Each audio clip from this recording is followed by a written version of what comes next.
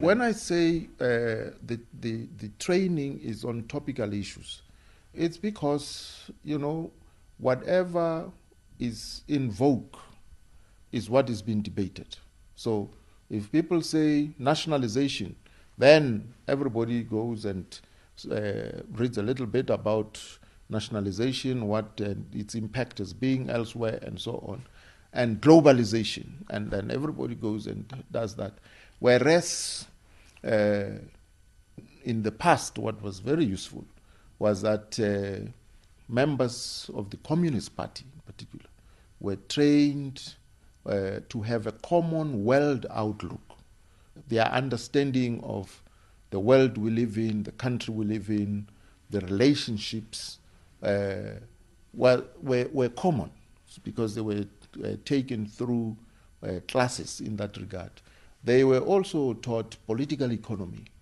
They were also taught administration and how to take minutes, how to write opinion pieces, and how to theorize, how to pamphleteer, and so on. So they could use those skills in ensuring that there is clarity of the linkages between the struggles waged by communities and people, and workers. So rather than having, disparities in approaches, they were able to reach the situation in the same manner.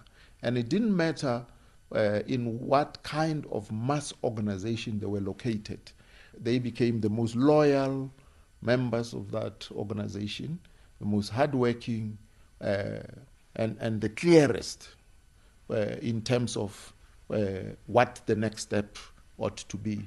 So that was the advantage, and that's what made the liberation movement to be effective, to have programs around which many aspirations of the broadest cross-section of the South African population were captured.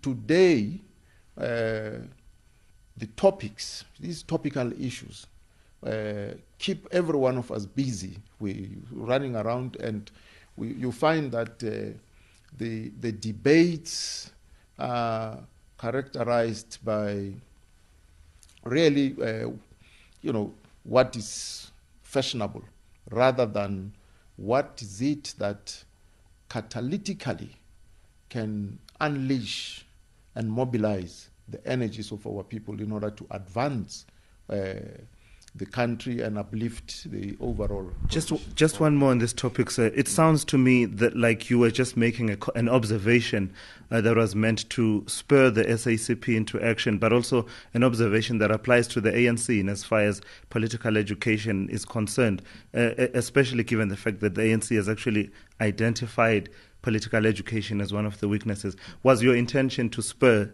the SACP into action? Well, my intention really was to convey the reality as I see it, and that to make a call that renewal must be preceded by this rigorous self-critical analysis of the ANC first and foremost, but the Communist Party as well as an ally. That the feedback I was giving to them is that indeed they could do much, much better than they are doing now.